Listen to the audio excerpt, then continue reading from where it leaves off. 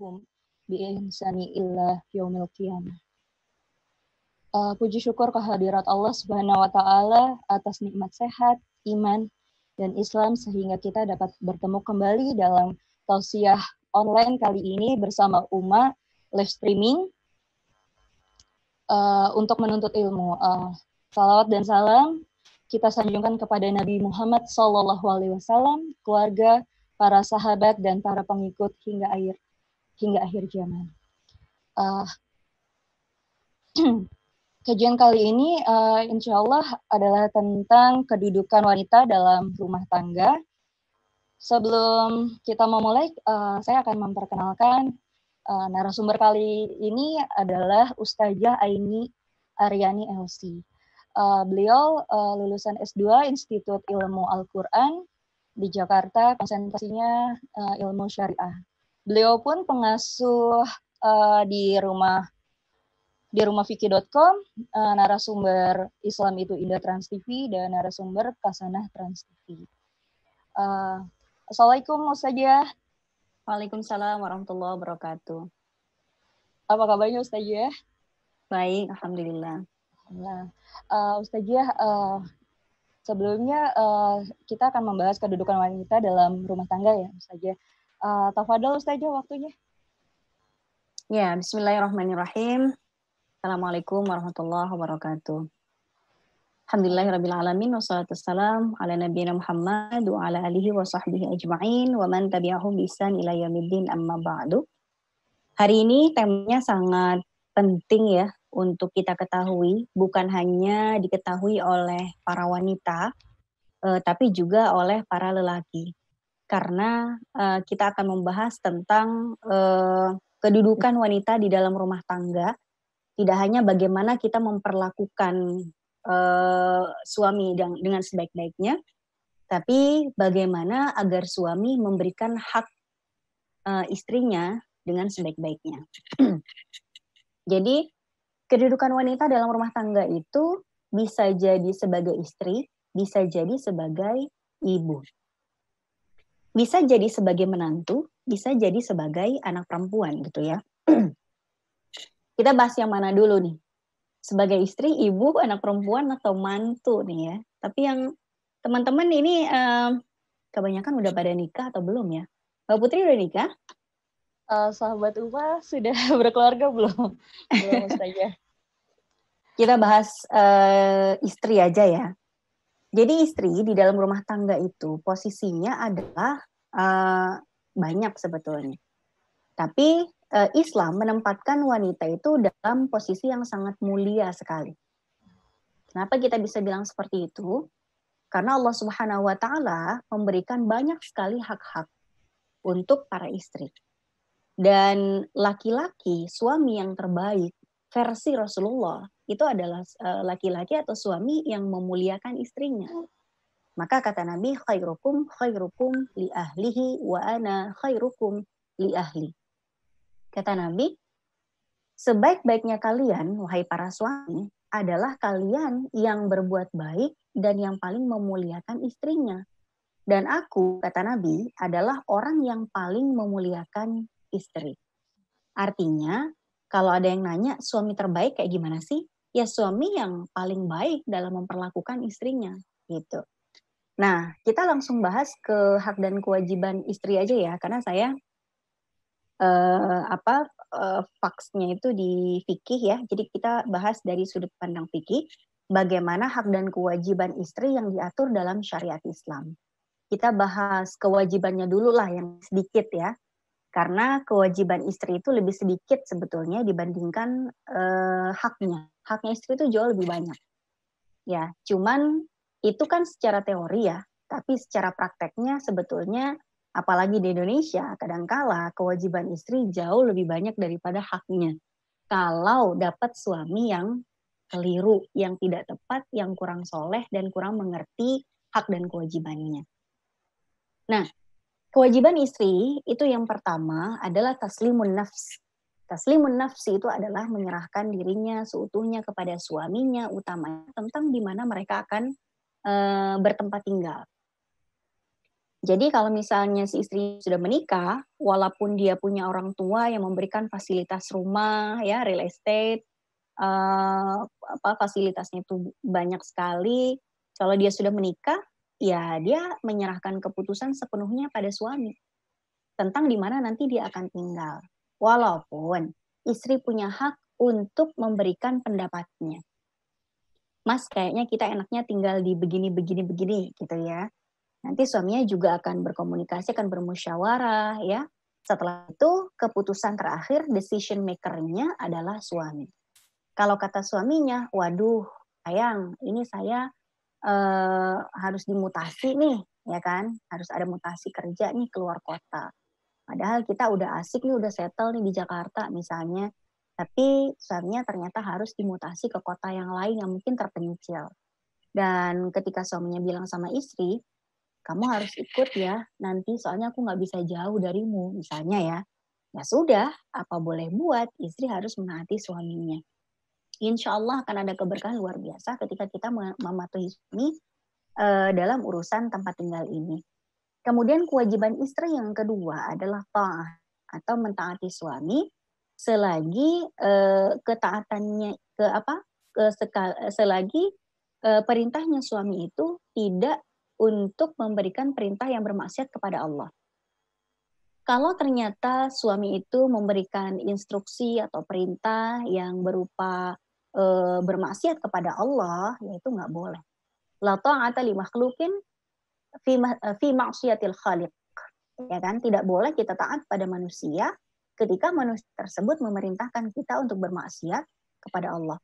Jadi kalau suaminya memerintahkan istrinya untuk melepas jilbab saat keluar rumah, memerintahkan istrinya untuk tidak berpuasa di bulan Ramadan, nah ini tidak boleh untuk ditaati. Tapi kalau suaminya memerintahkan hal-hal yang lain yang justru membuat wanita ini menjadi lebih taat pada Allah misalnya, ya istrinya wajib. Atau misalnya suaminya memerintahkan pada istrinya pada hal-hal yang memang menjadi haknya suami, ya istri harus taat. Misalnya, ketika suaminya memerintahkan istrinya untuk tidak keluar rumah malam-malam. Istrinya suka keluyuran kalau malam misalnya. Terus kata suaminya, aku memberi kamu aturan tidak boleh keluar rumah setelah Isya. Baru boleh keluar rumah pagi-pagi kalau mau belanja ke pasar, pokoknya siang-siang aja. Kalau malam nggak boleh. Ya, kita sebagai istri wajib untuk mentaatinya, gitu ya. Atau misalnya suami melarang istrinya untuk bekerja dengan alasan misalnya di tempat kerjanya itu banyak sekali pekerja-pekerja laki-laki yang ternyata mengundang fitnah terhadap istrinya. Istrinya misalnya cantik sekali, ya. Terus pegawai laki-laki suka godain dia, ya. Dia nggak nyaman di tempat kerjanya. Dan suaminya tahu. Kemudian suaminya mengatakan pada istrinya, sudahlah kamu nggak usah kerja lagi, ya sudah. Istri wajib untuk mentaati. Tapi harus ada konsekuensi. Ketika seorang suami memerintahkan istrinya untuk tidak lagi bekerja, artinya suami harus menerima kenyataan bahwa istri tidak bisa membantu untuk menopang nafkah keluarga. Ya suaminya yang biasanya 50-50 gitu ya, suami ngurusin nafkah, makan, dan lain sebagainya, istri ngurusin SPP anak misalnya ya, karena sama-sama kerja, terus tiba-tiba suaminya bilang ke istri, kamu gak usah kerja lagi, ya konsekuensinya bukan cuma perintah-perintah istri untuk resign, tapi juga apa? Ya suaminya harus bekerja lebih giat lagi, karena dia menjadi satu-satunya orang yang menopang nafkah di dalam keluarga. Nah, kemudian apalagi kewajiban istri? Kewajiban istri adalah al-istimta. Ini semuanya pasti semua teman-teman tahu. Tidak perlu kita jelaskan lebih detail lagi ya. Artinya seorang istri wajib untuk mematuhi suaminya ketika suaminya meminta untuk dilayani kebutuhan batinnya gitu ya. Karena kita semua tahu dalam satu hadis Rasulullah mengatakan bahwa idza da'a ar-rajulu imra'atuhu ila firasyi, kalau ada seorang suami memerintahkan istrinya untuk datang ke tempat tidur, fa'abat, kemudian istrinya ini menolak, fabata ghadban, kemudian suaminya itu tidur dalam keadaan marah, sakit hati karena penolakan dari istrinya yang tidak ada alasan apapun gitu ya, maka la'anat hal malaika seorang wanita ini, seorang istri yang menolak ini akan dilaknat oleh malaikat sampai pagi karena membiarkan suaminya tidur dalam keadaan murka. Tapi kalau suaminya rela, misalnya istrinya bilang, aduh lagi capek nih segala macam, terus suaminya bilang, oh ya udah nggak apa-apa, ya nggak ada laknat sih gitu ya. Kenapa? Karena suaminya ridho. Yang jadi masalah kalau suaminya tidak ridho gitu. Dan seorang wanita tidak boleh menolak ya permintaan suami dalam hal ini kecuali ada udzur yang syar'i. Misalnya istrinya sedang sakit atau misalnya sedang haid atau sedang nifas dan lain sebagainya. Jadi jika ada alasan yang bukan menjadi udzur syar'i tidak boleh menolak. Lagi kewajiban istri yang lain adalah minta izin pada suami kalau dia mau keluar rumah. Maka ketika seorang sahabat bertanya kepada Rasulullah, "Ya Rasulullah, ma haqquz zauj 'ala zaujah?" Wahai Rasulullah, apa sih yang menjadi haknya suami dari istrinya? Rasulullah menjawab, "Alla takhruja min baitiha illa biidznih." Hendaklah istri itu senantiasa minta izin pada suaminya kalau dia mau keluar dari rumah suaminya. Tapi maksudnya kita wajib minta izin kalau keluar rumah itu bukan yang setiap kali keluar rumah kita harus minta izin gitu, enggak. Misalnya ibu-ibu gitu pengen udah dikasih tugas sama suaminya untuk ngantar anak sekolah tiap pagi gitu, ya udah nggak usah minta izin lagi sama suami untuk nganterin anak gitu kan. Ya paling pamit doang, nggak usah, wahai suamiku apakah aku diizinkan nganterin anak sekolah, nggak usah lagi minta izin, kan udah diizinin memang, malah dikasih tugas sama suaminya kan. Ya nggak mungkin misalnya istrinya mau nganterin anak ke sekolah, WhatsApp dulu ke suaminya, "Suamiku aku minta izin ya keluar rumah mau nganterin anak," gitu kan. Terus suaminya lagi ada di angkutan umum nggak ngelihat handphone sampai di kantornya di jam 9 baru dibaca WhatsApp-nya. Ketika ditelepon istrinya, "Mah, anak-anak udah diantar belum ke sekolah?" "Belum, Pak, soalnya belum diizinin sama papa." Ya udah anaknya bolos jadinya gitu. Jadi yang wajib, kapan sih kita wajib minta izin sama suami kalau keluar rumah? Ya kalau kita pengen keluar rumah dan itu di luar rutinitas yang sudah diizinkan. Ya, kalau belanja pagi-pagi ke pasar nggak usah izin lagi, pamitan aja. Tapi yang minta izin misalnya nih, mau buka puasa bersama, ya kan? Nanti di bulan Ramadan kan sering ada bukber tuh. Mudah-mudahan kalau COVID-19 udah musnah di negeri kita ya, terus kita boleh lagi bukber-bukberan, ya kita harus minta izin sama suami. "Pak, saya mau izin nih mau bukber sama teman-teman." "Teman-teman yang mana?" "Teman-teman alma mater angkatan yang sama." "Oh ya sudah silahkan." Berangkat kita, ya kan? Besoknya lagi izin mau bukber sama siapa lagi? Sama teman-teman angkatan SMA. Oke, besoknya lagi angkatan SMP, besoknya lagi angkatan SD, besoknya lagi angkatan PAUD gitu ya. Ya kalau diizinkan sama suaminya silahkan, tapi kalau misalnya tidak diizinkan, ya sudah. Bahkan bahkan soal izin ini bahkan ya, pentingnya izin sama suami. Bahkan Rasulullah itu minta istri agar izin ke suaminya kalau mau puasa sunnah dan suaminya ada di rumahnya. Jadi kata Nabi, seorang wanita kalau mau puasa sunnah ya, kalau mau puasa sunnah sedangkan suaminya ada di rumahnya, jadi dia harus minta izin sama suaminya. "Mas, besok aku mau puasa sunnah deh, Senin Kemis, boleh nggak?" Kalau kata suaminya, "Ya aku kan baru habis pulang dinas 2 minggu dari luar kota. Ini baru aja sampai udah mau puasa. Jangan dulu deh." Ya udah kita nggak boleh puasa sunnah. Tapi kalau misalnya kata suami, ya udah puasa-puasa aja. Oke kita puasa. Ya, kalau itu puasa sunnah. Kalau puasa wajib di bulan Ramadan, kita tidak perlu minta izinnya. Kenapa? Karena emang wajib. Justru kalau suami itu melarang kita puasa Ramadan, dia berdosa. Kalau kita mematuhi perintah maksiatnya itu, ya kita ikutan berdosa. Nah, itu aja sebetulnya kewajiban istri ya, taslimun nafsi, menyerahkan diri pada suami tentang tempat tinggal di mana, kemudian istimta ya, melayani kebutuhan batinnya suami, kemudian taat pada sesuatu yang memang bukan karena maksiat ya, karena kapasitas suami sebagai suami memerintahkan istrinya, Kemudian yang keempat, harus senantiasa izin kepada suami. Untuk poin yang nomor 3, yang tadi taat ya kepada suami, saya mau menambahkan catatan. Seorang suami ketika memerintahkan sesuatu pada istrinya, istri kan wajib untuk taat.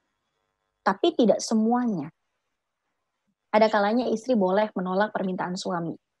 Karena tadi sudah saya jelaskan kalau suami nyuruh istrinya untuk bermaksiat pada Allah, ya kan? Itu nggak boleh. Yang kedua, ketika seorang suami memerintahkan istrinya melakukan hal-hal yang justru menjadi kewajiban suami. Artinya suami punya kewajiban, terus dia melimpahkan kewajiban itu kepada istrinya. Nah, itu tidak wajib ditaati oleh istrinya. Contohnya, yang wajib untuk menafkahi anak dan istri, ya, yang menjadi tulang punggung keluarga, yang bertugas untuk mencari nafkah, itu kan suami. Kalau suami bilang sama istri, wahai istriku, abang capek nih cari duit, gantian dong, kamulah yang cari duit, abang mau rebahan dulu di rumah nih, misalnya anggaplah bukan lagi musim corona deh gitu kan, bukan, lagi normal gitu, dalam normal condition. Jadi aku capek nih, pengen di rumah aja, capek. Kamulah gantian bulan ini, kamulah yang cari duit, peras keringat, banting tulang, aku pengen nonton TV aja, mau nonton bola aja di rumah, mau santai.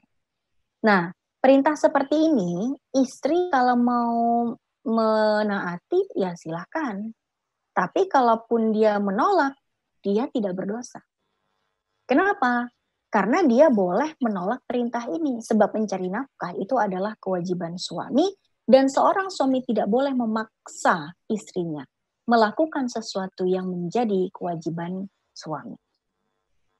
Nanti kita akan bahas ya, cuma 4 ini yang para ulama sepakat menjadi kewajiban istri. Tapi ada nanti satu poin yang para ulama berbeda pendapat. Ya, bukan berbeda pendapat ya sebetulnya. Para ulama klasik nih sepakat, cuman para ulama kontemporer nanti ada yang berbeda pendapat tentang apakah tugas-tugas domestik dalam rumah tangga itu sebetulnya kewajiban istri atau bukan. Nah, ini nanti yang jadi catatan ya, apakah itu kewajiban istri atau bukan. Nanti kita akan bahas di haknya istri deh. Jadi apakah masak, nyuci, ngepel, nyetrika, ngangkat galon, ya, benerin genteng, ngepel genteng, gitu ya. Apakah itu kewajiban istri atau bukan? Itu nanti kita akan bahas di poin selanjutnya. Karena ini masalah khilafiyah, para ulama nanti akan berbeda pendapat. Kalau ulama 4 mazhab, ulama kelas semuanya sepakat mengatakan itu bukan kewajiban istri, tapi beberapa ulama kontemporer mengatakan itu kewajiban bersama suami dan juga istri. Tapi nanti kita di poin ini kita akan bahas agak lebih panjang ya, karena agak lebih panjang memang. Nah, itu saja yang menjadi kewajiban istri, cuma 4. Sedang haknya istri itu jauh lebih banyak. Kita bahas haknya istri ya sekarang. Haknya istri yang pertama, sekarang hak ya, udah nggak bahas lagi kewajiban kita. Kita bahas hak sekarang. Hak istri yang pertama adalah mahar. Baru saja dia sah menjadi istri seseorang, sudah berhak untuk terima mahar. Walaupun memang kalau kita bicara mahar, nggak terlalu banyak dibahas lah ya, kalau di Indonesia. Kenapa? Ya karena kebanyakan orang Indonesia, perempuannya itu maharnya seperangkat alat sholat. Walaupun mukenahnya sudah banyak di rumah, dia tetap maharnya seperangkat alat sholat. Benar-benar qanaah lah wanita Indonesia, gitu ya. Tapi begini, mahar yang dianjurkan oleh Rasulullah itu seperti apa sih? Apakah benar wanita itu tidak boleh meminta mahar yang mahal? Apakah benar bahwa pernikahan yang meminta mahar, apakah benar pernikahan yang maharnya mahal itu jadi tidak berkah? Apakah benar? Ya. Nah, kita akan bahas ini ya agak detail. Jadi gini, Rasulullah itu pernah bersabda, kata Rasulullah, inna akbaron nikahi barakatan aisaruhu mu'natan. Jadi sesungguhnya pernikahan yang paling berkah itu adalah pernikahan yang maharnya itu aisar. Aisar itu dari kata al-yusru artinya mudah. Aisar itu adalah yang paling mudah. Cuman kadangkala terjemahannya sering dipelintir. bukan yang paling mudah. Mereka mengatakan yang paling murah, gitu. Seakan-akan Rasulullah itu melarang perempuan itu minta mahar yang melarang wanita untuk meminta mahar yang mahal, gitu. Terus kadang-kadang ada juga orang-orang yang berpendapat pokoknya kalau perempuan minta mahar yang mahal enggak berkah nikahnya, pernikahan yang mahal-mahal itu enggak berkah gitu. Apakah pernyataan ini benar atau salah? Tergantung konteksnya, gitu ya. Karena begini, jangan sampai kita terjerumus pada pandangan fakta ya, pada fakta bahwa Nabi itu menikah dengan mahar yang tidak sedikit. Mahar Nabi kepada Aisyah dan istri-istri beliau itu dalam satu riwayat 400 sampai 500 dirham, ya. 400 sampai 500 dirham mungkin di masa Nabi bisa buat beli berapa kandang ayam kampung gitu ya. Satu dirham misalnya satu ayam udah 500 ayam udah berapa kandang itu gitu kan. Apakah kita bilang wah maharnya Nabi mahal, apakah nggak berkah maharnya Nabi, pernikahannya Nabi gara-gara maharnya mahal? Nggak juga. Kemudian maharnya Nabi kepada Ummu Habibah. Ummu Habibah itu adalah putri dari Abu Sufyan bin Harb. Itu maharnya kurang lebih 8.000 dirham. Ya, beberapa kali lipat istri-istri Nabi yang lain. Itu wajar. Karena Ummu Habibah adalah putri pemuka nomor 1 di Mekah. Abu Sufyan bin Harb. Maharnya wajar kalau mahal gitu ya. Artinya gini teman-teman. Mahar yang dianjurkan oleh Rasulullah adalah mahar yang memudahkan. Memudahkan siapa? Memudahkan calon suami. Baik itu mahal ataupun murah, itu tergantung calon suaminya. Kalau calon suaminya itu golongan menengah ke bawah, ya kita permudah, kita permurah, ya kan? Kita seperangkat alat sholat aja udah, yang penting memudahkan, selesai. Tapi kalau misalnya calon suami kita itu golongan high end, ya, misalnya dia CEO dari perusahaan minyak gitu kan, oil company, yang untuk memberikan mahar 1 unit apartemen itu gampang buat dia, lalu kita minta mahar itu, ya itu juga mahar yang memudahkan. Karena 1 unit apartemen buat dia mudah-mudah aja ngasihnya. Jadi yang menjadi patokan itu mudah nggak buat calon suaminya? Sulit nggak buat calon suaminya? Yang penting buat calon suaminya itu mudah. Dan patokannya murah atau mahal. Oke? Murah, tapi kalau menyulitkan, itu juga nggak dianjurkan. Contoh, punya calon suami. Ya, calon suaminya baru hijrah kemarin sore. Oke, baru belajar agama kemarin sore, baru belajar Iqra jilid 1 kemarin sore, terus dia mau nikah, calon istrinya minta untuk agar maharnya itu berupa hafalan Al-Quran surat Yusuf plus Al-Waqi'ah plus Ar-Rahman. Ya kan? Sulit nggak kira-kira buat calon suaminya? Sulit. Orang dia baru belajar Iqra jilid 1, baru abata tata dada jajaja, dimintai mahar berupa 3 surat yang lumayan panjang, yang memberatkan buat dia, nggak mudah buat dia, murah sih nggak keluar duit, tapi menyulitkan. Nah, ini juga nggak dianjurkan sama Nabi. Maka yang disebutkan oleh Nabi Aisaruhu mu'nah itu adalah mahar yang memudahkan buat calon suaminya, mau mahal mau murah yang penting mudah. Ya, buat orang kaya mahar berupa emas logam mulia sekian gram itu mudah, ya udah nggak ada masalah. Tapi kalau misalnya calon suaminya menengah ke bawah, gaji pas-pasan ya, gaji 3 koma, tanggal 3 udah koma gitu kan, yang gak usah dimintain apartemen, itu mah nyekek namanya. Sudah seperangkat alat sholat saja, yang penting memudahkan biar berkah. Itu poin pertama yang menjadi hak istri adalah mahar. Kemudian yang kedua, yang menjadi hak istri adalah an-nafaqah. Apa itu nafkah? Nafkah itu adalah pemberian dari suami kepada istri yang pasti ya, yang menjadi kebutuhan mendasarnya istri atau disebut dengan al-hajah al-asliyah. Kalau di kita yang paling gampangnya deh sandang pangan papan lah, itu paling mudahnya, ya kan? Sandang itu pakaian, pangan itu makanan, papan itu tempat tinggal ya. Nanti mungkin ada poin-poin lain, duit transport, duit bedak, duit lain-lain. Nah itu tiap rumah tangga punya standar masing-masing. Tapi standar yang global di mana-mana ya istri butuhnya sandang, pangan, dan papan. Sandang, pakaian yang menjadi haknya istri bukan kain yang masih harus dijahit dulu sama istri. Tapi baju yang udah siap pakai. Maka proses penjahitannya, pencuciannya, penyetrikaannya itu bukan kewajiban istri. Karena yang menjadi hak istri tinggal pakai doang. Itu ya. Nah inilah kenapa tadi dibilang nyuci, nyetrika dan lain sebagainya itu ulama 4 mazhab sepakat itu adalah kewajiban suami. Karena masuk dalam poin haknya istri, mendapatkan pakaian siap pakai. Kemudian pangan. Pangan itu adalah makanan. Yang menjadi haknya istri adalah makanan yang siap santap. Maka proses pembelian sembako, pengolahan, masak, cuci piring, dan lain sebagainya, itu sudah satu paket dengan poin pangan ini. Jadi bukan kewajiban istri lagi untuk masak, dan belanja sembako, bukan. Karena menjadi hak istri adalah makanan siap saji. Gitu ya. Ini pasti ibu-ibu senang deh dengarnya. Tapi jangan sampai habis dengar ceramah di Umma ini, terus saya diserbu sama ibu-ibu nggak mau masak lagi. Jangan ya. Jangan dong. Kenapa?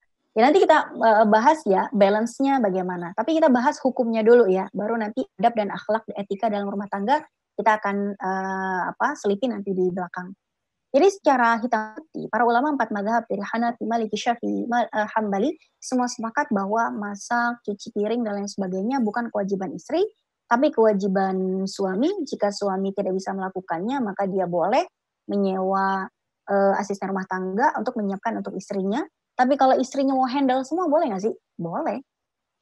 Misalnya istrinya bilang, Kakanda, udahlah dirimu fokus kerja aja. Aku nggak butuh asisten rumah tangga. Aku mau masak sendiri. Masakannya asisten rumah tangga itu nggak lebih enak dari masakan aku. Aku pengen masak sendiri sesuai dengan selera aku. Aku ingin memanjakan lidahmu dengan masakanku yang lezat, wahai suamiku. Ya sudah. Suaminya senang, istrinya dapat pahala banyak. Win-win solution, ya kan? Tapi jangan sampai istri ya nggak mau melakukan apapun di dalam rumah tangga kecuali yang wajib-wajib aja gitu, nggak juga gitu kan. Nah intinya makanan siap santap itu menjadi hak istri, masuk dalam pangan tadi ya. Kemudian nafkah berikutnya itu papan lah, tempat tinggal ya. Sakan atau sukna itu adalah tempat tinggal bagi istri. Nah tempat tinggal yang menjadi haknya istri adalah tempat tinggal yang tinggal ditempati. Bukan batu bata, semen, pasir yang masih harus dibangun gitu ya, bukan. Istriku, aku mau ngasih kamu nafkah berupa tempat tinggal, tuh materialnya silakan dibangun sendiri gitu, enggak. Itu sih istri nggak penting, taunya gimana proses pembangunannya nggak penting. Yang penting istri begitu jadi istri, dia punya tempat berlindung, dia punya shelter yang layak untuk dia tempati. Dan suaminya lah yang berkewajiban untuk menyediakan itu. Maka semua yang terkait, maintenance yang terkait dengan tempat tinggal, itu semuanya kewajiban suami. Dari mulai proses pengadaan tempat tinggal itu, ya mau itu dibeli atau disewa atau dikontrak, itu nggak penting. Atau misalnya ditempatkan di rumah ibunya si suami, misalnya di Pondok Mertua Indah, ya silahkan aja. Pokoknya istri bertempat tinggal di tempat yang layak. Gitu ya. Nah, maintenance terkait tempat tinggal itu juga kewajiban suami. Dari mulai biaya listrik, biaya air, ya, biaya apapun lah yang terkait dengan rumah, itu semuanya kewajiban suami. Nah, kalau itu kewajiban suami berarti otomatis adalah haknya istri. Jadi haknya istri itu banyak banget sebetulnya, ya, banyak banget. Cuman kadang-kadang suami kadang nggak mau tahu gitu. Cuman gini loh, kalau misalnya istri itu sudah tahu mana yang wajib, mana yang enggak, jangan sampai dia itu hanya mau melakukan yang wajib-wajibnya saja. Tahu bahwa masak dan nyuci nyetrika nggak wajib, dia nggak kerjain. Jangan dong. Ya, kalau ternyata istrinya nanti hitung-hitungan sama suami, ya nanti suaminya juga hitung-hitungan sama dia. Nggak mau melakukan kecuali yang wajib. Misal suaminya pulang, capek, kerja, terus minta teh. Mah, bikinin teh dong. Terus kata istrinya, "Pah, ini daftar kewajiban istri tuh nggak ada bikinin teh. Papa bikin sendiri aja," gitu kan. Begitu papanya nanya, "Kita bisa makan apa nih siang ini? Papa lapar banget nih pulang kerja. Mama ada apa nih di atas meja?" "Pa, mohon maaf, pengadaan makanan, masak dan lain sebagainya itu bukan kewajiban istri. Papa cari aja sendiri." Nah, ini kan nggak patut juga. Nanti suaminya jadi hitung-hitungan juga. Suatu saat suaminya pulang, bawa gadis cantik, terus buka pintu rumah, istrinya bingung, "Pah, ini siapa?" "Kenalkan, ini madu kamu, Mah." Wah, susah nih, susah udah, ya kan? Begitu istrinya bilang, "Papa jahat nih, papa nikah lagi nggak bilang-bilang sama mama." Terus si papanya bilang apa? "Mah, mohon maaf, dalam daftar kewajiban suami, nggak ada kewajiban minta izin ke istri pertama kalau mau kawin lagi." Tuh kan, jadi sama-sama hitung-hitungan jadinya kan. Nah, terus kata suaminya, "Lagian papa nikahnya ibadah. Kalau papa bilang-bilang sama mama, nanti kan jadi riya kalau ibadahnya bilang-bilang." Gitu kan. Nah, jadi masing-masing jangan sampai hanya perhitungan yang wajib-wajib saja. Karena masak, nyuci, ngepel walaupun tidak wajib bagi istri, tapi ladang pahala. Kalau dikerjain, ya berpahala banget, gitu kan. Cuman kenapa para ulama menempatkan nyuci, nyapu, ngepel, masak itu bukan kewajiban istri? Nah, karena sekali lagi itu masuk dalam poin-poin haknya istri. Ya, seorang suami harus pengertian sama istri. Jangan sampai suami pulang ke rumah gitu kan, ngobrol sama istrinya ya. "Istriku, aku ingin kamu jadi wanita yang serba bisa. Bisa cari uang, bisa ngurus kasur, sumur, dapur, semuanya gitu kan. Tanpa ada celah, semuanya tolong kerjain aja." Giliran suaminya ditanya, "Lah Mas, urusannya apa?" "Aku urusannya cari duit." "Lah aku juga cari duit," ya kan?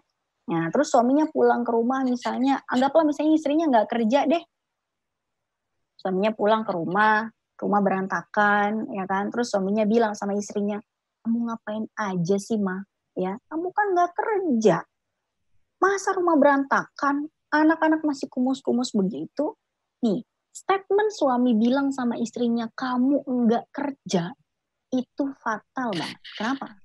Itu kalimat yang paling kasar yang didengar oleh seorang istri yang tidak bekerja dan tidak diberikan asisten rumah tangga oleh suaminya. Itu sangat menyakiti sekali buat perempuan. Kenapa? Karena definisi kerja antara istri sama suami itu beda. Suami itu kerja, yang dia maksud nyari duit. Kalau kerja versi istri itu adalah berkegiatan. Bayangin dari mulai bangun tidur sampai tidur lagi, si istri itu nggak pernah stop. Ya, bangun tidur dia ngapain? Masak, ke dapur, nyiapin anak sekolah, ngantar anak sekolah, pulang, nyiapin makan siang. Habis makan siang selesai dia jemput anaknya lagi. Setelah menjemput anaknya dia pulang ke rumah, nyiapin makan siang buat anaknya, kemudian melakukan hal seperti nyetrika, nyuci dan lain sebagainya. Sampai malam dia baru bisa istirahat, itu pun dikata-katain sama suaminya, "Enggak kerja." Ini kalau ada suami yang ngomong kayak gitu, ini suami yang belum pernah kelilipan sendal. Masya Allah. Ustazah, Afwan ini ada titipan pertanyaan dari Ya, sahabat Uma. ya. Sebenarnya sahabat Uma, saya mau mengingatkan nih untuk Q&A-nya, jangan lupa di bawah di bawahnya tuh ada klik pensil buat kirim-kirim pertanyaan. Nanti bisa dikirim ke situ ya sahabat semua. Ustazah, pertanyaan pertama nih. Ya. Cukup menarik, Masya Allah. Pertanyaan pertama, bagaimana sikap istri ketika suami minta poligami? Sesi pertama dibuka 3 pertanyaan ya Ustazah ya. Kedua, kadang kita merasa suami lebih berat ke ibunya. Apakah itu normal? Nah, pertanyaan ketiga, sebagai ibu rumah tangga dan sebagai ibu yang bekerja, jika kita membagi tugas rumah tangga dengan suami, apakah akan mengurangi fitrah kita sebagai istri? Ya, Berarti pertanyaannya 3 ya. Jadi yang pertama bagaimana? Masya Allah, Ya, bagaimana kalau suami itu minta untuk berpoligami? Gimana dong? Ya tergantung sih, ya semua pilihannya ke istri. Apakah kalau istri itu menolak permintaan suami, terus istri itu dilaknat, dijamin masuk neraka gitu? Enggak. Kesalahan fatal kita ketika dibilang gini, kalau mengizinkan suami poligami, maka dia itu dijamin masuk surga. Kata siapa? Kalau misalnya dia nggak sholat masuk surga, ya enggak lah gitu. Apakah gara-gara dia cuma ngizin suaminya poligami terus masuk surga, mati syahid? Itu enggak. Banyak poin-poin lain yang untuk perlu dipertimbangkan dan banyak jalan menuju surga. Ya ini hal yang harus dimusyawarahkan ya sama suami dan istri. Kalau istri merasa dirinya ada kekurangan, ya misalnya dia tidak bisa memberikan kewajiban tidak bisa memberikan hak suami dan misalnya tidak bisa punya keturunan ya atau misalnya apalah dan lain sebagainya dan percaya suaminya akan adil, suaminya tuh penghasilannya memadai ya dan suami itu memang soleh, tidak akan zalim pada kedua istrinya, ya silakan saja, gak ada masalah ya kan. Tapi kalau istrinya itu ragu, suaminya akan berlaku adil. Ya sudah, tinggal disampaikan, maaf aku keberatan. Tapi kalau misalnya dirimu tetap ingin memilih dia dibanding aku, silahkan engkau nikahi dia. Tapi maaf, saya tidak sanggup untuk dimadu. Ya nggak ada masalah juga. Apakah berat hati karena cemburu lalu minta cerai kepada suami itu terlarang? Ya tergantung juga. Ya kalau misalnya dikatakan baik-baik, dan si istri merasa bahwa pernikahan ini tidak sanggup lagi diteruskan, ya silakan dia minta nasihat kepada mediator yang disediakan oleh KUA. Ya mudah-mudahan ada solusi yang terbaik gitu. Ya intinya tentang apakah bagaimana kalau misalnya suami itu minta poligami, banyak harus dibahas. Ya tinggal ke KUA, nanti KUA ngasih mediasi. Ya apakah suaminya itu mampu atau tidak, apakah dia orang soleh atau tidak, apakah dia akan berlaku zalim atau tidak, ya silakan saja. Dan itu pilihan buat istri, apakah dia akan sanggup diduakan atau tidak. Jika tidak sanggup diduakan, apakah dia boleh meminta cerai atau tidak, ya boleh-boleh saja dengan banyak syarat tentunya, dan syarat-syaratnya nanti akan dijelaskan oleh bapak-bapak di KUA gitu ya, terkait dengan hukum-hukum yang ada di Indonesia. Tapi begini, di kompilasi hukum Islam atau KHI ya, itu ada pasal terkait ketentuan poligami. Di ketentuan poligami di situ, seorang suami tidak boleh menikah lagi yang kedua, tiga, atau empat sebelum dia minta izin, mendapatkan izin secara tertulis kepada istri-istri sebelumnya. Baik itu ditanda tangan, hitam di atas putih ya izinnya. Jadi misalnya nih nanti di formulirnya itu di surat pengakuannya itu si istri pertama ngisi formulirnya saya Fulana binti Fulan dengan rela dan tanpa paksaan merelakan suami saya Fulan bin Fulan menikahi wanita yang bernama Fulana binti Fulan ya lah pokoknya rela lah gitu tanpa paksaan. Nanti ditandatangani. Kalau misalnya istrinya buta huruf gimana? Ya udah cap jempol gitu kan. Maka ibu-ibu di rumah bangun tidur cek aja jempolnya ya biru apa enggak gitu. Takut bangun-bangun biru nih apa-apaan nih biru jempol, perasaan pilkada masih lama gitu ya. Ternyata suaminya yang ngambil cap jempolnya gitu. Ya intinya negara kita sudah memikirkan hal itu ya. Artinya suami kita tidak akan sembarangan nikah lagi jika tidak ada izin dari kita istri pertama. Jikapun masih ngotot nikah lagi, ya negara tidak akan meresmikan pernikahan dia dengan yang kedua, tiga, dan empat. Gitu. Intinya dikomunikasikan dua belah pihak karena banyak faktor yang akan menjadi pertimbangan. Kemudian pertanyaan yang kedua ya Mbak ya tadi. Tentang apa tadi ya, suami yang lebih berat pada ibunya ya. Maksudnya lebih berat itu lebih memilih, lebih sayang sama ibunya kali maksudnya ya. Atau gimana Putri? Sebentar. Jadi kayaknya yang saya tangkap begini Ustazah, mungkin lebih condongnya dari berbagai hal mendahulukan ibunya. Seperti itu Ustazah. Iya. Itu hal yang normal apa enggak gitu. Mungkin sangat normal, sangat normal. Berumah tangga ya. Sangat normal. kita nanti kalau kita punya anak laki-laki dan anak laki-laki kita menikah dengan seorang perempuan yang menjadi menantu kita, kalau Mbak Putri nih punya anak laki-lakinya nanti kan nikah nih ya, kita kan nanti punya menantu. Kita pengen nggak menjadi nomor satu di hati anak kita yang kita sayang, kita cebokin dari kecil sampai besar? Masih pengen kan? Kita diutamakan kan? Masih dong. Kalau kita sebagai mantu, pengennya diutamakan sebagai mantu. Begitu jadi mertua, kita pengen diutamakan gitu ya. Ya kita harus balance juga. Dalam Islam, ya seorang suami itu memang milik ibunya, selain juga milik istrinya, kan gitu. Dan selama perbuatan suami pada ibunya itu masih tidak menzalimi istri, ya istri tidak boleh dong protes sama suami gitu. Jangan sampai suami kita itu menjadi alqomah zaman now. Apa itu alqomah zaman now? Pernah ingat kan kisah alqomah di masa Nabi? Seorang laki-laki yang sangat disayangi oleh ibunya dan sangat menyayangi ibunya, tapi begitu dia beristri, dia sangat mencintai istrinya sampai-sampai dia mengabaikan ibunya. Sampai ibunya sakit hati dan sampai melaknati alqomah ya, tidak akan memaafkan alqomah sampai mati. Apa kemudian yang terjadi? Yang terjadi kemudian adalah alqomah pada saat sakaratul maut, dia kesulitan untuk melepas ruhnya itu nggak mau keluar. Dia kesakitan pada saat sakaratul maut. Mati segan, hidup tak mau lah begitu. Namanya orang sakaratul maut itu kan sangat sakit ya, seperti orang dikuliti hidup-hidup rasanya. Sakit sekali dia berteriak-teriak karena apa?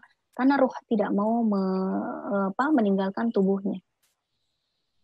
Kenapa? Ya ketika Nabi melihat Alqomah ini, wah ini ada masalah sama ibunya. Ibunya belum mau memaafkan, sehingga ruhnya tidak mau meninggalkan tubuhnya si Alqomah. Alqomah jadi kayak begini, sakaratul mautnya sangat menyiksa. Akhirnya ibunya Alqomah dipanggil sama Nabi. Bu, nih anaknya mau meninggal, susah dia meninggalnya. Kalau ibu nggak maafin dia kayak gini terus nih. Nggak akan meninggal, ruhnya masih main-main di dalam dia. Kesakitan ya Alqomah. Terus kata si ibunya, biarin aja ya Rasulullah, biar dia tahu sakitnya perasaan saya saat dia mengabaikan saya dan lebih mencintai istrinya. Mencintai istrinya sih nggak apa-apa mencintai istri, tapi jangan abaikan saya dong. Saya sakit hati, biarin aja dia begitu. Wah, Rasulullah kasihan nih sama Alqomah kan. Begitu Rasulullah itu kasihan, terus kata Alqomah, gini aja deh Bu, biar cepat selesai, Alqomah biar cepat meninggal nih, saya bakar aja gimana, kata Nabi. Ini Nabi punya teknik nih untuk ngerayu ibunya Alqomah kan. Dikumpulkanlah kayu bakar oleh Nabi. Setelah kayu bakarnya terkumpul, kata Nabi, nyalain tuh kayu bakar. Kita mau bakar nih Alqomah biar cepat meninggal. Kesian nih, mendingan dia mati kebakar tapi cepat mati daripada kayak begini terus, kata Nabi. Ini teknik doang sih, Nabi nggak berniat nyeburin beneran. Kemudian ibunya Alqomah itu terbelalak. Rasulullah, serius nih kayak begini? Iya serius, kata Nabi. Begitu Nabi udah merintahkan untuk lempar, benar ibunya Alqomah jadi nggak tega. Ya udah deh ya Rasulullah, saya maafin deh, tapi jangan bakar dong tubuh anak saya, kesianan dia, saya maafin, kata ibunya Alqomah. Akhirnya setelah Rasulullah menyampaikan pada Alqomah, Alqomah tuh ibu kamu udah maafin. Nah ibunya langsung bilang sama Alqomah, saya udah maafin kamu. Saat itu juga Alqomah meninggal dunia dengan tenang. Nah, kita jangan sampai bikin suami kita durhaka sama ibunya. Kenapa? Karena mungkin kalau ibunya itu tidak ridho, merasa didurhakai sama anaknya, pernikahan kita jadi nggak berkah juga. Kenapa? Ya karena suami kita dilaknat oleh ibunya sendiri, gitu. Pokoknya selama suaminya itu berbuat baik sama ibunya dan tidak menzalimi istri, nggak ada masalah. Misal suaminya duitnya banyak, ya kan, dia berbagi duit sama ibunya, nggak ada masalah. Istrinya sudah cukup dikasih nafkah 50 juta sebulan, terus suaminya ngasih duit juga ke ibunya 10 juta per bulan, ya udah nggak ada masalah, nggak usah diprotes gitu. Dia punya suami sebaik itu karena didikan ibunya gitu. Intinya ya seharusnya kita mendorong agar suami kita itu baik-baik sama ibunya. Kita berdoa, ya Allah jadikanlah suamiku ini orang yang diridhoi oleh ibunya. Kalau engkau ridhoi, kalau ibunya meridhoi suami aku, engkau pun ridho, aku pun jadi ikutan bahagia karena punya suami yang membawa keberkahan dari restu ibunya. Gitulah. Pertanyaan ketiga tadi apa ya? Yang ketiga dari Ukti Ika. Pertanyaannya gini Ustazah, sebagai ibu rumah tangga dan sebagai ibu bekerja juga, jika membagi tugas dengan suami, apakah mengurangi fitrah sebagai seorang istri? Enggak juga, ya. Rasulullah melakukan pekerjaan rumah tangga juga, ya. Ali juga sahabat Nabi juga, gitu. Jadi enggak mengurangi. Kecuali kalau misalnya emang suaminya nggak bisa ngerjain. Suaminya nggak tega sih ngeliat istrinya kayak gitu. Istriku, aku bantuin ya. Terus kata istrinya, nggak usah deh mas, aku aja. Masya Allah istriku solehah banget. Bukan apa-apa sih mas, kalau mas ikutin bantuin, bukan ikut bantuin, malah berantakin doang gitu kan. Tadinya suaminya mau bantuin nyuci piring, piringnya pada pecah semua. Udahlah mas, aku aja gitu kan, gak ada masalah. Tapi kalau misalnya istrinya minta tolong sama suaminya, mas tolong dong anak diajak main dulu sebentar. Aku lagi mau ngepel ya, nanti anak-anak kalau masih main di rumah kepleset lagi pas aku ngepel. Gimana sikap terbaik suaminya? Ya sudah, itu kan anak-anak dia juga. Ya kan, kalau anaknya kepleset terus kejedot gitu, ini kan dia juga yang menanggung sakitnya gitu kan. Namanya anak jatuh ya bapaknya harus sedih juga. Jadi ya salah satu ciri suami yang baik, yang mulia adalah suami yang sangat yang sangat rajin, yang sangat rahim, yang sangat sayang pada istrinya, tidak rela melihat istrinya terbebani dengan hal-hal yang sangat sulit. Begitu dia pulang kerja ngeliat istrinya, aduh masih belum mandi, belum sempat mandi, capek, pegal. Suami yang baik gimana? Ya tanya pada istrinya, sayang kamu gimana hari ini? Gimana pekerjaan rumah? Iya nih maaf ya mas ya, rumah masih berantakan. Soalnya anak kita kan banyak nih, ada setengah lusin nih anak kita nih gitu kan. Mana gak ada asisten rumah tangga, aku semua yang ngerjain, satu minta makan, satu minta cebokin, satu minta ini, satu minta itu. Mohon maaf ya mas, aku belum bisa menyambut mas dalam keadaan rumah bagus, aku juga masih belum mandi, mohon maaf. Apa sebaiknya menjadi respon suami? Nggak apa-apa. Ya, rumah berantakan nggak apa-apa. Yang penting jangan hatimu. Masya Allah. Iya kan? Iya dong. Coba pilih suami. Rumahnya rapi, tapi istrinya dalam keadaan stres. Tapi istrinya nyaman, anak-anak sehat, udah pada makan, udah pada mandi, rumah berantakan dikit nggak apa-apalah. Gitu ya. Sayang, kamu butuh bantuan apa? Ini mas, tolong itu anak-anak pada main bantalan sofa tuh mana-mana gitu kan. Aduh, ya udah, suami bukan kamu gimana sih? Enggak. Suami yang terbaik adalah yang memuliakan istri. Maka kata Nabi, wanita laki-laki yang terbaik adalah yang memuliakan istrinya. Bahkan Rasulullah itu tidak pernah maksain Aisyah untuk masak. Ketika satu hari Nabi pagi-pagi nanya sama Aisyah, ada nggak yang bisa aku santap? Waduh, belum ada Nabi, kata Aisyah. Nabi nggak nanya apa-apa, udah. Nabi keluar lagi. Begitu siang, Nabi nanya, Aisyah, ada nggak yang bisa disantap? Aduh Nabi, belum ada yang bisa saya suguhin. Apa kata Nabi? Kata Nabi, idzan shaim. Kalau gitu saya puasa aja deh. Akhirnya Nabi puasa sunnah.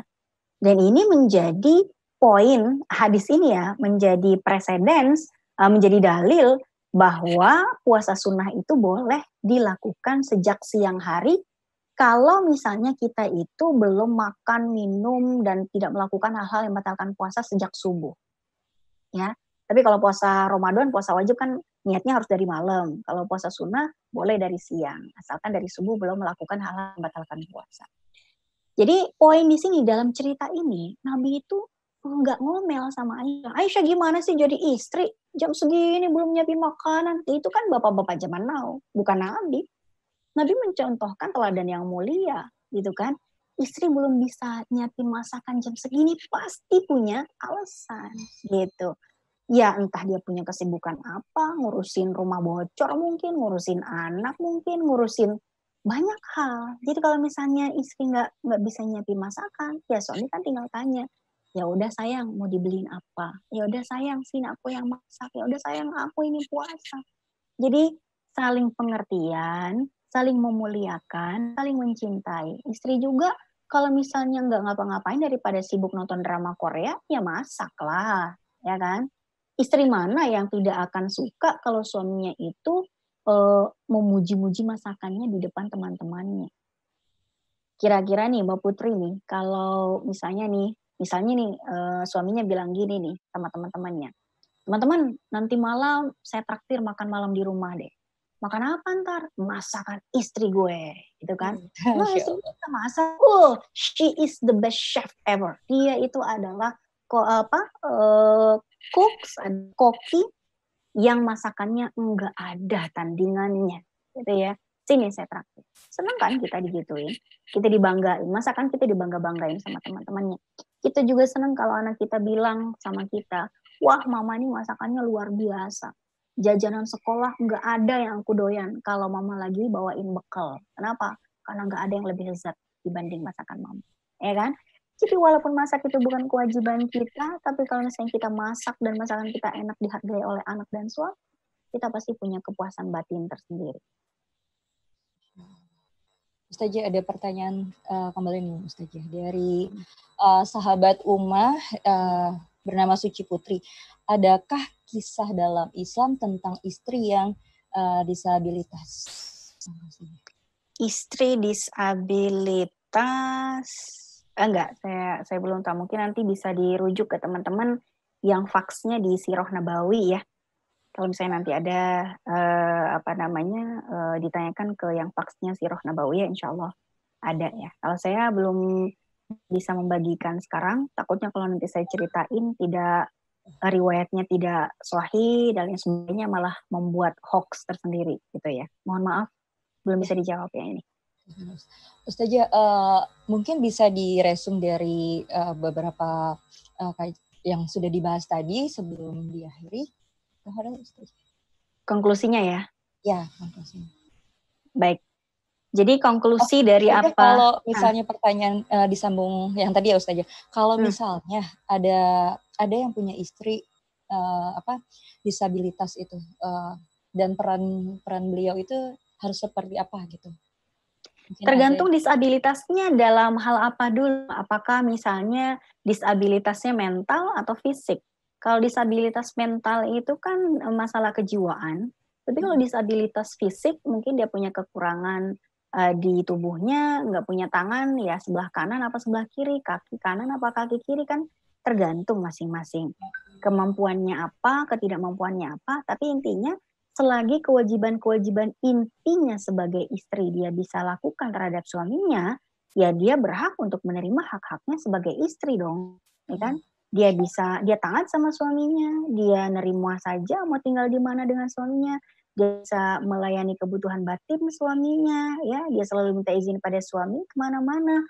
Ketika semua itu dilakukan dengan baik, tidak ada satupun kewajibannya yang dia tinggalkan, ya berarti suaminya wajib memuliakan dia, memberikan semua hak-haknya, memperlakukannya dengan baik. Ya sudah, tak ada masalah sebetulnya. Yang penting saling nerimo gitu kan. Kecuali kalau disabilitas mental, beda lagi. Kalau disabilitas mental misalnya dalam masalah kejiwaan, ya mohon maaf sekali. Misalnya ada penyakit gangguan jiwa misalnya, ya kan? Dan suaminya tidak nyaman dan lain sebagainya, suami memang boleh untuk menceraikan, ya. Tapi kalau misalnya istrinya masalah mentalnya itu hanya sekedar pikun, ya, atau rada-rada kurang nyambung kalau diajak ngomong, ya ini suaminya harus sabar lah gitu, sabar. Ya dia menikahi istrinya dalam keadaan seperti itu kan sudah diketahui dari sebelum nikah juga. Dia memilih wanita ini dengan segala kekurangan dan kelebihannya, ya sudah berarti dia harus bertanggung jawab dengan konsekuensi yang dia pilih. Gitu. Oke, Ustazah, baik. Ustazah, untuk konklusinya. Oke. Konklusi dari yang kita bahas hari ini adalah bahwa Islam itu sangat dimuliakan ya. Islam itu sangat Islam itu sangat memuliakan perempuan. Perempuan itu sangat dimuliakan dalam syariat Islam. Dan yang menjadi hak dan kewajibannya istri tadi kita sudah bahas juga. Kewajibannya ya ada 4, itu intinya. Taslimun nafsi, menyerahkan dirinya pada suami tentang di mana tinggalnya, kemudian istimta atau melayani kebutuhan batin, kemudian taat pada suaminya pada hal-hal yang tidak melanggar syariat, dan meminta izin kepada suaminya atas sesuatu ya ketika dia mau keluar rumah. Sedangkan yang menjadi haknya istri, yang pertama adalah mahar, yang kedua adalah nafkah ya, nafkah lahir, berupa apa? Berupa tadi sandang, pangan, papan, dan kebutuhan primer lainnya. Ada satu tadi yang belum saya sampaikan karena ada pertanyaan ya, kebutuhan batin itu juga adalah haknya istri. Artinya jika orang suami tidak pernah menyentuh istrinya sama sekali dalam pernikahan, itu adalah sebuah kezaliman yang nyata, karena Rasulullah pernah menegur Utsman bin Mad'un ya, yang telah menyia-nyiakan istrinya, tidak pernah disentuh dalam waktu yang lama padahal mereka tinggal satu rumah gitu ya. Intinya suami dan istri itu punya hak dan kewajiban masing-masing, tapi ada satu yang menjadi kewajiban mutual. Kewajiban mutual itu yang berupa al-mu'asyarah bil ma'ruf. Apa itu mu'asyarah bil ma'ruf? Saling memperlakukan pasangan dengan baik. Suami memperlakukan istri dengan baik, istri memperlakukan suami dengan baik. Kalau suami senang, misalnya nih saya nih sebagai istri senang banget kalau suami saya itu menyayangi keluarga saya, ya suami wajib untuk menyayangi keluarga saya. Suami saya senang nih kalau saya itu memuliakan ibunya dan keluarganya, ya saya wajib untuk memuliakan keluarga suami saya. Karena itu adalah bentuk-bentuk mu'asyarah bil ma'ruf bagi suami dan istri. Itu aja insya Allah hari ini, mudah-mudahan bermanfaat buat teman-teman ummah semuanya. Jazakillah khair Ustazah, Masya Allah sahabat ummah, bermanfaat banget kajian tausiah online kali ini ya Ustazah ya. Kita harus bersabar, Masya Allah. Ya begitu aja sahabat ummah semuanya. Terima kasih Ustazah atas waktu dan penjelasannya. Sebelumnya sahabat ummah, mari kita tutup kajian ini dengan membaca istighfar 3 kali. Lalu membaca hamdalah, alhamdulillah, dan doa penutup majelis.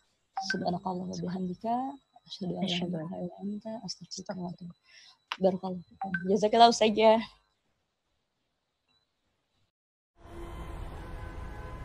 Kita terlahir untuk mencari jalan yang lurus. Dalam mendapatkan pengetahuan, dalam mencari pengalaman,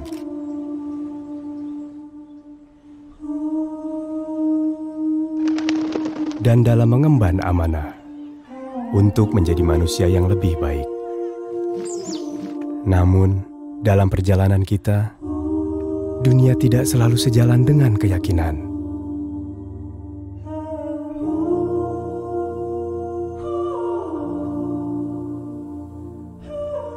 Zaman mendatangkan beragam pilihan. Namun yang baik untuk kita tidak selalu jelas di depan mata.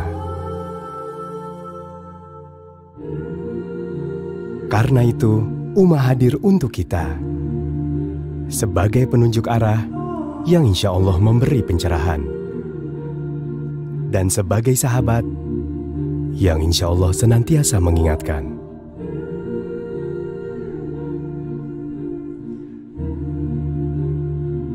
Dalam perjalanan kita pulang